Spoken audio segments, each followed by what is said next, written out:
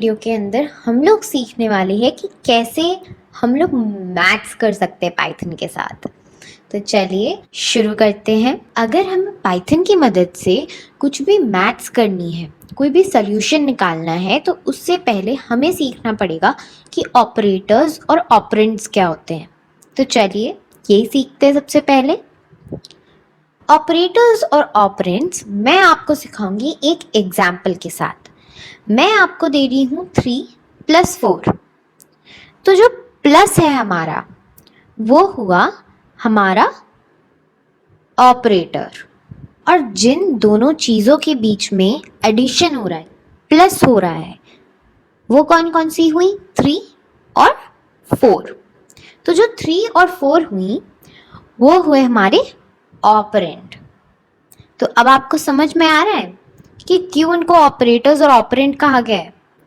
जिन चीज़ों पर ऑपरेशन होगा वो हुए हमारे ऑपरेंड। मतलब एक ऑपरेशन हमारा क्या हुआ? एडिशन। हमारा एडिशन किस पे हो रहा है? 3 और 4 पे। ऐसे काफ़ी सारे ऑपरेटर्स हैं। तो चलिए मैं आपको दिखाती हूँ कि कैसे होते हैं ऑपरेटर्स। असल में ऑपरेटर्स काफ़ी तरह के होते हैं। कंपैरिजन ऑपरेटर्स, जिनके अंदर हम लोग कंपेयर करने के लिए उनको यूज़ करते हैं। लॉजिकल ऑपरेटर्स, जिनके अंदर हम लोग लॉजिक फाइंड आउट करने की कोशिश करते हैं। पर इस वीडियो के अंदर मैं अभी आपको अरिथमेटिक ऑपरेटर्स के बारे में बताऊंगी, जिनकी मदद से हम लोग मैथमेटिकल कैलकुलेशन कर सकते हैं। आप चिंता मत करिएगा, जो लॉजिकल ऑपरेटर्स और कंपैरिजन ऑपरेटर्स हैं वो आगे के वीडियोस में बिल्कुल कवर होंगे। तो सबसे पहला ऑपरेटर हमारे पास है प्लस, और ये क्या हुआ? हमारा एडिशन का हुआ। तो एग्जाम्पल हुआ हमारा 2 + 3। तो यहाँ पे हमारा ऑपरेटर हुआ प्लस, और 2 और 3 हमारे हुए ऑपरेंड, और 2 + 3 का हमारा आउटपुट आएगा 5। ऐसे ही हमारा हुआ सब्ट्रैक्शन। सब्ट्रैक्शन का सिंबल हुआ माइनस, और 5 - 3, ऑपरेटर माइनस और ऑपरेंड 5 और 3। तो 5 - 3, इसका क्या आंसर आएगा? 2। ऐसे ही मल्टीप्लिकेशन। जब हम लोग अपनी कॉपी के अंदर मल्टीप्लिकेशन करते हैं तो हम लोग क्रॉस जैसा साइन बनाते हैं, पर जब हम लोग कंप्यूटर के अंदर मल्टीप्लिकेशन करते हैं तो हम लोग एस्ट्रिक मतलब स्टार का इस्तेमाल करते हैं। तो जब भी आप एस्ट्रिक यानी कि स्टार को देखें, इसका मतलब कि वहाँ पे मल्टीप्लिकेशन हो रही है। तो यहाँ पे क्या हो रहा है? यहाँ पे हमारा ऑपरेटर हुआ स्टार मतलब मल्टीप्लिकेशन, और ऑपरेंड्स हुए 7 और 9। तो 7 × 9 = 63। वैसे ही हमारा जो डिवीजन है, वो डिवीजन असल में हम लोग लाइन बना के ऊपर एक बिंदी और नीचे एक बिंदी लगाते हैं, पर हम कंप्यूटर के अंदर ऐसा नहीं करते हैं। कोडिंग के अंदर ऐसा नहीं होता है। कोडिंग के अंदर डिवीजन को हम लोग स्लैश से बोलते हैं। और ये जो ऐसा वाला स्लैश होता है ना, अगर आप देखो हम इंग्लिश कैसे पढ़ते हैं, लेफ्ट से राइट पढ़ते हैं हम लोग। तो ये हम लोग लेफ्ट से आ रहे हैं, लेफ्ट से आ रहे हैं, लेफ्ट से आ रहे हैं, एंड ये जो स्लैश है ये ऐसा लग रहा है जैसे ये आगे की तरफ भाग रहा है। हमारे ये तो पीछे हो गया क्योंकि हम यहाँ से ही आ रहे थे और हम इधर आगे को जा रहे हैं। तो इसको हम लोग इसीलिए बोलते हैं फॉरवर्ड स्लैश।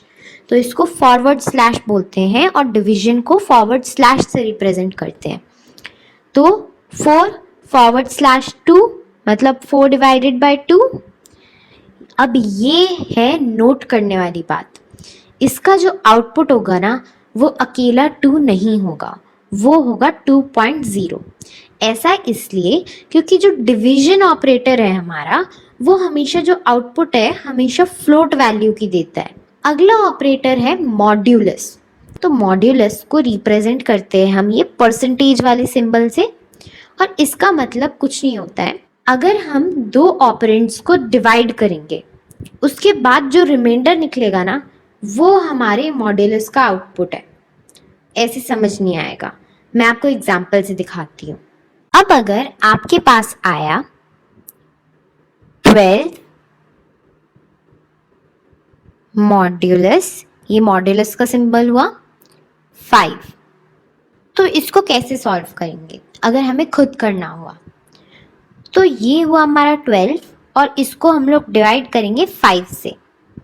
मैंने यही बोला था कि ऑपरेंड्स को हम लोग जब डिवाइड करेंगे, तो हमने किया डिवाइड, तो 5 2 ज़ा 10, सब्ट्रैक्ट किया और आंसर आया हमारा 2। ये क्या हुआ हमारा? ये हुआ हमारा रिमाइंडर। तो जो 2 बचा हमारा वो है रिमाइंडर। मैंने बोला था कि मॉड्यूलस ऑपरेशन का आंसर क्या होता है? ऑपरेंड्स को जब डिवाइड करते हैं उसके बाद जो रिमाइंडर बचता है वो हुआ हमारा मॉड्यूलस ऑपरेशन का आंसर। तो इसका आंसर होगा हमारा 2। क्यों? क्योंकि 2 रिमाइंडर में आ रहा है, हमारा रिमाइंडर कंसिडर होगा। तो ऐसे ही अगर हम लोग मॉड्यूलस वाला एग्जाम्पल देखें तो यहाँ पे दे रखा है कि 8 मॉड्यूलस 3, तो 8 डिवाइडेड बाय 3, तो बचा क्या? रिमाइंडर 2। ये आप खुद भी करके देख सकते हैं। नेक्स्ट है एक्सपोनेंट।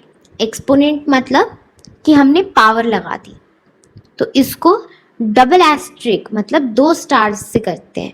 तो यहाँ पे 5 स्टार स्टार 2 का मतलब है 5 रेज्ड टू द पावर 2, और 5 रेज्ड टू द पावर 2 मतलब 5 इंटू 5, और इसका आउटपुट हुआ 25। अब आती है एक खास चीज, वो है फ्लोर डिवीजन। तो अब डिवीजन और फ्लोर डिवीजन में क्या फ़र्क है? तो जो फ्लोर डिवीजन और डिवीजन है उसके अंदर सबसे पहला तो हमारा सिंबल का ही डिफरेंस है। डिवीजन के अंदर एक ही फॉरवर्ड स्लैश है और फ्लोर डिवीजन के अंदर 2 फॉरवर्ड स्लैश है। जब हम लोग सिंपल डिवीजन करते हैं तो हमारा आंसर आता है फ्लोट वैल्यू के अंदर, और जब हम लोग फ्लोर डिवीजन करते हैं तो हमारा आंसर आता है फ्लोर वैल्यू के अंदर। अब फ्लोर वैल्यू क्या है, चलिए देखते हैं। मेरे पास ये एक फ्लोट नंबर है। फ्लोट नंबर क्यों? क्योंकि इसमें है डेसिमल, तो ये एक फ्लोट नंबर है और इसकी 2 टाइप की वैल्यूज़ और निकल सकती हैं। तो पहली होती है हमारी फ्लोर वैल्यू और दूसरी होती है हमारी सील वैल्यू। अगर नॉर्मली बात करें तो फ्लोर मतलब नीचे ज़मीन और सील मतलब छत, तो इसका मतलब कुछ इसी तरह होता है। हम लोग क्या करेंगे, हम करेंगे नंबर लाइन ड्रॉ। तो हमारी नंबर लाइन कुछ ऐसे होती है। यहाँ पे हमारा होता है 0, फिर यहाँ पे होता है 1 2 3, और यहाँ पे हमारा प्लस इन्फिनिटी, -1, और यहाँ पे होता है हमारा माइनस इन्फिनिटी। तो अगर मैं देखूँ कि 2.34 कहाँ पे है, तो कहीं यहाँ पे होगा 2.34, 2 से आगे और 3 से पहले। ठीक है, अगर ये नंबर लाइन मैं ऐसे ड्रॉ करने की बजाय ऐसे लंबी लंबी ड्रॉ कर दूँ एक बिल्डिंग की तरह, ध्यान रखिएगा एक बिल्डिंग की तरह, तो ये हो गया 0, ये 1, ये 2 और ये 3, तो कहीं यहाँ पे लाया करेगा 2.34। अब अगर मैं कहूँ कि 2.34 के जस्ट नीचे कौन सा नंबर आ रहा है, तो वो हुआ हमारा 2, एक बड़ा इंटीजर। 2.34 के नीचे जो पहला नीचे इंटीजर आ रहा है वो हुआ 2, और जो जस्ट ऊपर आ रहा है वो हुआ 3। तो अगर मेरे को 2.34 की फ्लोर वैल्यू जाननी होगी तो वो हो गई हमारी 2, और अगर सील वैल्यू जाननी होगी तो वो हो गई हमारी 3। तो इस तरीके से हम लोग पता करते हैं कि फ्लोर और सील वैल्यू कौन सी है। तो जब मैंने बोला 5 फ्लोर डिवीजन 2, तो इसका अगर नॉर्मल डिवीजन होता तो आंसर क्या आना था? 2.5। पर क्योंकि मेरे को सिर्फ और सिर्फ फ्लोर वैल्यू चूज करनी है, तो एक तरह से यहाँ पे आया 2, यहाँ पे आया 3 और यहाँ पे आया 2.5। तो मेरा फ्लोर हुआ 2 और हमारा सील हुआ, रूफ हुआ हमारा 3। तो मेरे को फ्लोर वैल्यू चाहिए, तो इसका जो आंसर होगा वो होगा सिर्फ और सिर्फ 2। तो ऐसे होता है हमारा फ्लोर डिवीजन। इस एग्जाम्पल के अंदर भी 3 डिवाइडेड बाय 2 है और यहाँ पे फ्लोर डिवीजन हो रहा है। तो 3 डिवाइडेड बाय 2 होता तो 1.5 है, पर हमने 0.5 को हटा दिया और हमने फ्लोर वैल्यू को चूज किया। तो इस वीडियो के लिए बस इतना ही। Thanks for watching this video. Like, share and subscribe. Keep learning, keep growing, and I will see you in the next video. Till then, bye bye.